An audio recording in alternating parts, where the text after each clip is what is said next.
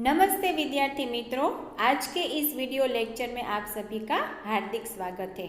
आज का ये वीडियो हमारा रिवीजन वीडियो है। चैप्टर नंबर 1 पत्र एवं डायरी और चैप्टर नंबर 2 कच्छ की शेर। तो सबसे पहले चलो देखें पत्र एवं डायरी। पत्र यानी कि क्या? दूर बसे अपने संबंधियों, मित्रों, परिवारजनों तथा कभी कभी विभिन्न अधिकारियों को पत्र लिखने की हमें आवश्यकता रहती है। पत्रों के द्वारा हम अपनी बात अत्यंत सुगमता से उन तक पहुंचा सकते हैं। यद्यपि आजकल दूरभाष यानी कि telephone, email, internet, mobile phone आदि द्वारा भी हम कार्य करते रहते हैं, फिर भी पत्रों का महत्व कम नहीं हुआ है, क्योंकि पत्र के द्वारा विस्तार से अपनी बात व्यक्त की जा सकती है। पत्र के द्वारा विचारों को प्रेषित करना अन्य साधनों की अपेक्षा सस्ता है। अधिकारियों तक अपनी बात पहुंचाने, शिकायत करने, आवेदन या प्रार्थना आदि के लिए केवल पत्रों का ही सहारा लिया जा सकता है, अन्य साधनों का नहीं। टेलीफोन, मोबाइल, ईमेल जैसी अत्याधुनिक सुविधाओं के बावजूद पत्र लेखन का आज भी अपना महत्व रहा है। मित्रों, परिवारजनों तथा संबंधित अधिकारियों को पत्र लिखने के अवसर आते ही रहते हैं, अतः पत्र लेखन की कला का ज्ञान होना अति आवश्यक है। पत्र लेखन के कुछ रूप है, चलो आओ उनका दर्शन करें। सबसे पहला व्यक्तिगत पत्र, दूसरा कार्यालयीन पत्र और तीसरा व्यावसायिक पत्र। तो सबसे पहले देखें कि व्यक्तिगत पत्र में क्या होता है। इस प्रकार के पत्र अपने परिवारजनों और मित्र को लिखे जाते हैं, उसे कौन से पत्र कहते हैं? व्यक्तिगत पत्र। दूसरा है कार्यालयीन पत्र। ये पत्र अधिकारियों को उनके संबंधों के मामलों में शिकायत करने के लिए लिखे जाते हैं। तीसरा पत्र है व्यावसायिक पत्र। जो पत्र किसी व्यापारी से उससे संबंधित वस्तु मांगने के लिए लिखे जाते हैं। हम जब पत्र लिखते हैं तो पत्र लिखते समय कौन सी बातों का हमें ध्यान रखना चाहिए, उसकी बात हम जान लें और समझ लें। पत्र में सबसे ऊपर बाईं ओर अपना पूरा पता और दिनांक लिखें, यानी कि एड्रेस और डेट लिखनी है। किस ओर? बाईं ओर, मतलब लेफ्ट हैंड साइड पर। जिसे पत्र लिखना हो उसके लिए बाईं ओर शिष्ट भाषा में संबोधन लिखें। इसके बाद पत्र के मुख्य कलेवर में विषय वस्तु प्रस्तुत करें। पत्र के अंत में नीचे बाईं ओर पत्र लिखने वाला अपना संबंध और नाम लिखे। पत्र में मित्र या सखी या अपने से छोटे के लिए तुम सर्वनाम तथा अपने बड़ों के लिए आप सर्वनाम का प्रयोग करें। पत्र अधिक लंबा न हो और उसमें आवश्यक बातें ही लिखी जाए, उसका ध्यान रखें। पत्र में बोलचाल की सरल भाषा का प्रयोग करना चाहिए। इतनी बातों का खासकर हमें पत्र लिखते समय ध्यान रखना है। अब हम पत्र कितने प्रकार के होते, मतलब किस किस प्रकार के हम लिख सकते हैं वो जान ले। सबसे पहला है निमंत्रण पत्र, दूसरा बधाई पत्र, तीसरा आश्वासन पत्र, चौथा अनुमति पत्र, पांचवा प्रार्थना पत्र, छठवा कार्यालयी पत्र, सातवां व्यावसायिक पत्र और अंत में है डायरी लेखन। ये जो सारे आपको पत्र के प्रकार बताए, उनमें से कुछ उदाहरण हम देखें, यानी कि जो पत्र के नाम मैंने पहले आपको बताए उनमें से कुछ पत्र हम किस प्रकार लिख सकते हैं, उसके थोड़े एग्जाम्पल यानी कि उदाहरण देख लें। तो सबसे पहला हम निमंत्रण पत्र किस प्रकार लिखा जाता है उसकी समझ और जानकारी ले लें। उसका विषय है कि किसी के जन्मदिन के अवसर पर उपस्थित रहने के लिए आप अपने मित्र या सखी को निमंत्रण पत्र लिख रहे हो। तो चलो आओ देखें कि वो किस तरह लिखा जाता है। सबसे पहले दाईं ओर अपना पता लिखना है। 90 बुद्धनगर सोसाइटी, लिंबायत, सूरत, 8 अगस्त 2011। प्रिय मित्र स्नेहल, मैं अपनी सहेली स्नेहल को मेरे जन्मदिन पर उपस्थित रहने के लिए ये निमंत्रण पत्र के तौर पर पत्र लिख रही हूँ। सप्रेम स्मरण, तुम्हें यह जानकर खुशी होगी कि अगले रविवार को मेरा जन्मदिन है।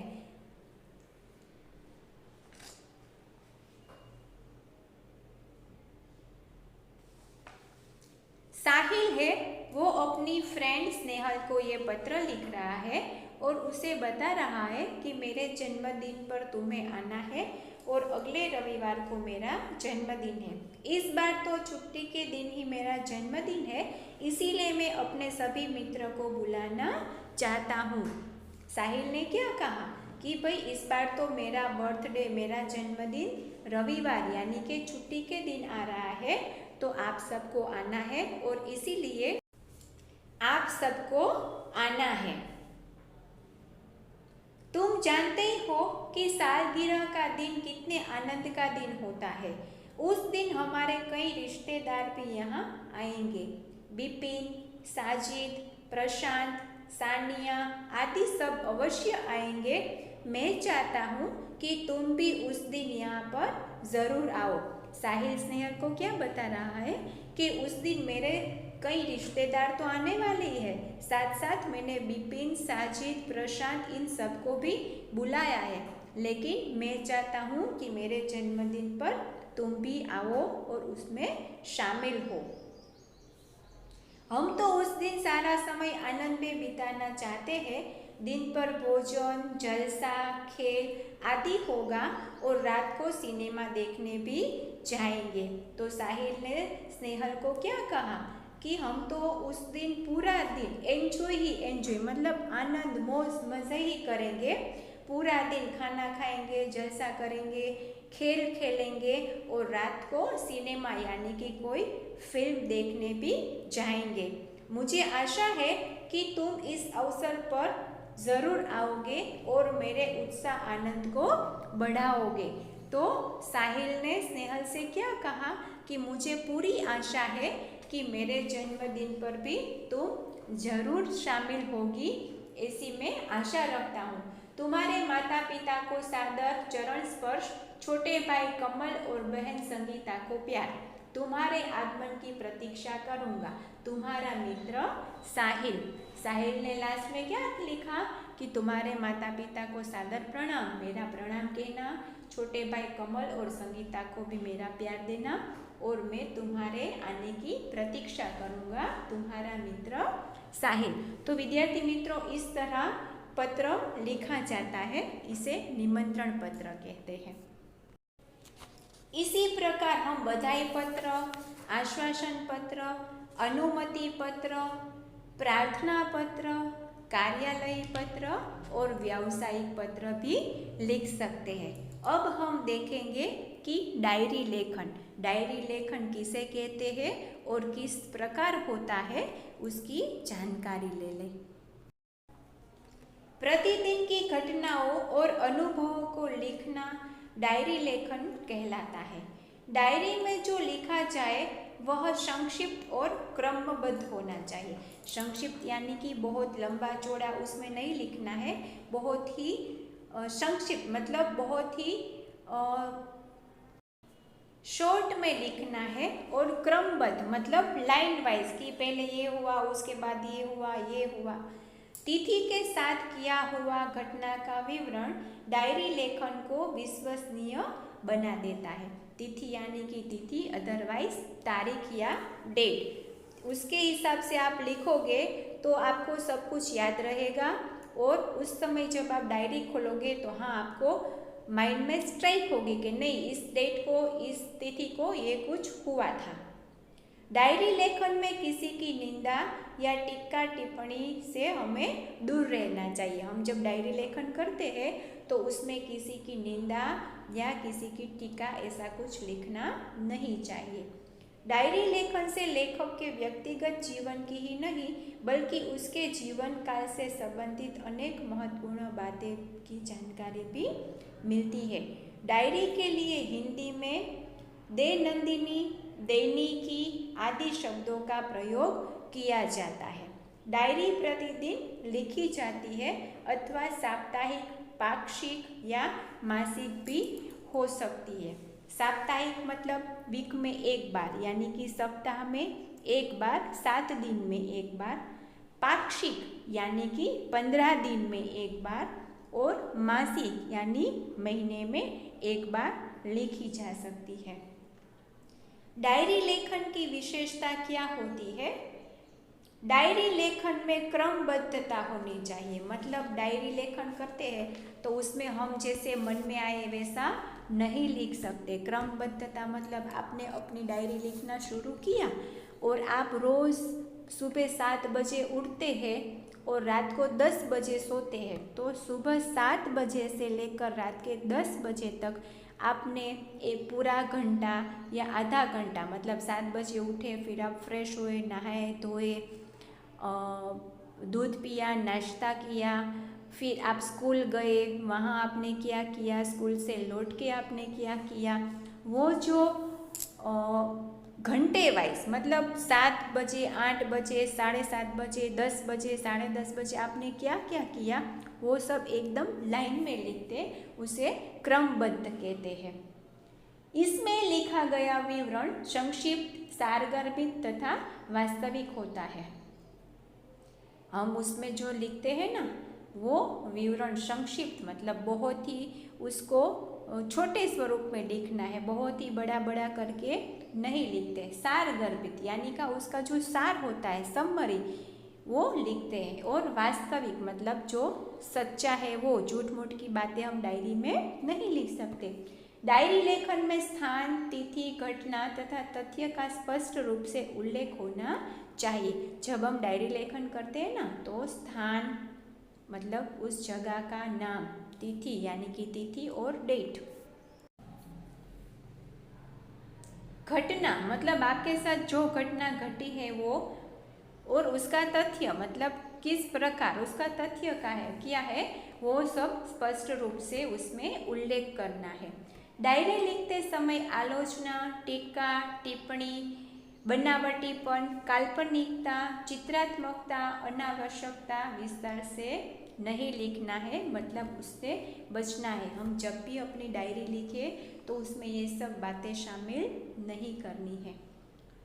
हम जब डायरी लेखन करते हैं तो हम कुछ करते हैं तो उसके लाभ और गैर लाभ दोनों होते हैं। तो डायरी लेखन से हमें क्या लाभ होते हैं वो जरा देख लें।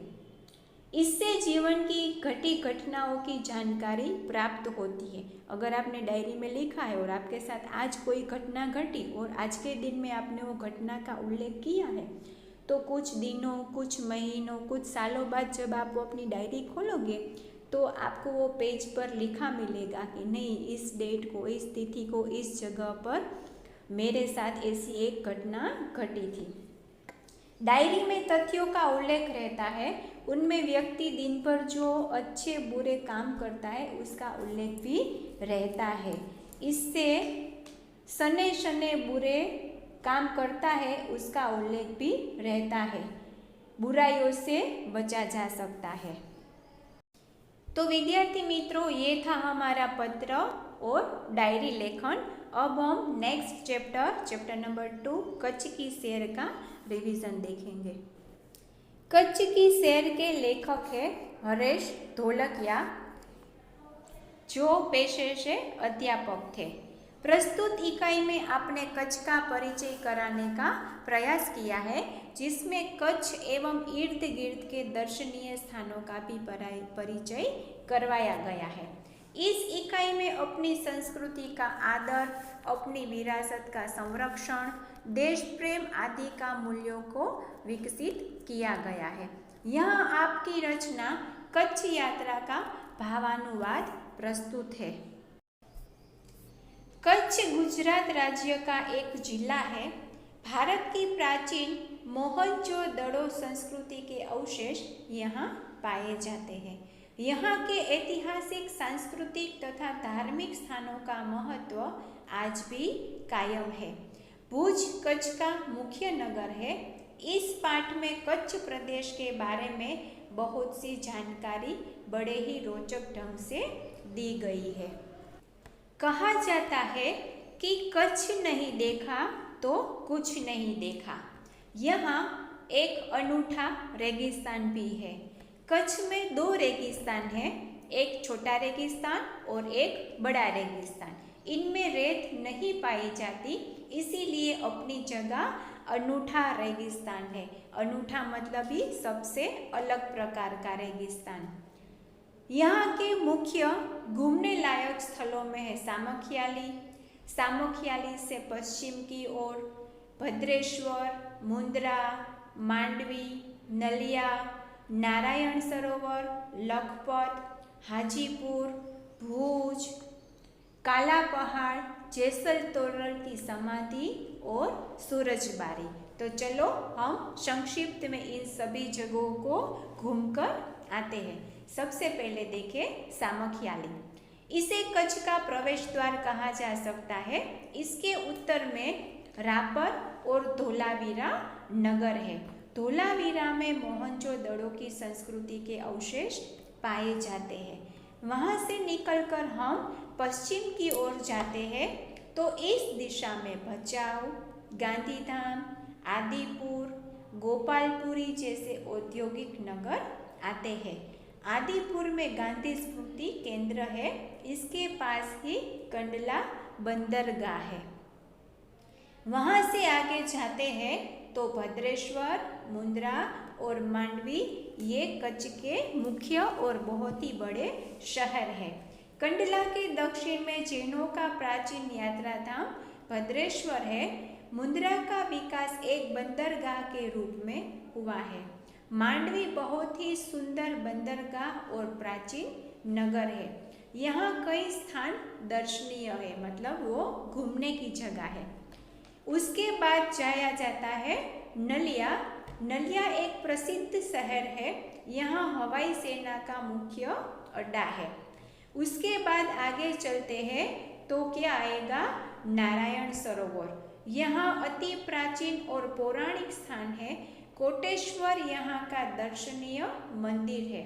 यहाँ सूर्योदय और सूर्यास्त के दृश्य बड़े आकर्षक होते हैं। लखपत इस प्राचीन स्थल में किसी समय गुरु नानक पधारे थे। यह भूमि उसकी चरण रथ से पावन हुई है। यहाँ एक गुरुद्वारा भी है। वहाँ से आगे जाएंगे तो हाजीपुर आएगा। यह स्थान मुसलमानों का श्रद्धा केंद्र है। पास ही नखत्राणा अपने प्राकृतिक दृश्यों के लिए प्रसिद्ध है। वहाँ से आगे जाएंगे तो भुज आएगा। यह कच्छ का मुख्य केंद्र है। यहाँ आईना महल, प्राग महल, टावर, स्वामीनारायण मंदिर, हिल गार्डन आदि कई दर्शनीय स्थल है। यहाँ का हमीरसर तालाब प्रसिद्ध है। यहाँ विश्वविद्यालय भी है। वहाँ से आगे जाएंगे तो काला पहाड़ आएगा। इस पहाड़ पर प्रतिवर्ष रणोत्सव का आयोजन होता है। वहाँ से आगे हम जाएंगे तो जैसल तोरल की समाधि आएगी। अंजार में जैसल तोरल की स्मृति से बना मंदिर दर्शनीय है। और आखिर में आएगा सूरजबारी। यहाँ कच्छ की यात्रा की समाप्ति होती है। तो विद्यार्थी मित्रों, यहाँ हमारे भी कच्छ की शेर के जो चैप्टर था उसकी भी समाप्ति होती है। आशा रखती हूँ कि दोनों चैप्टर पत्र एवं डायरी और कच्छ की शेर का रिवीजन आपको अच्छा लगा होगा, समझ में आ गया होगा। नेक्स्ट वीडियो लेक्चर में फिर से मिलेंगे। तब तक के लिए bye. Thank you very much.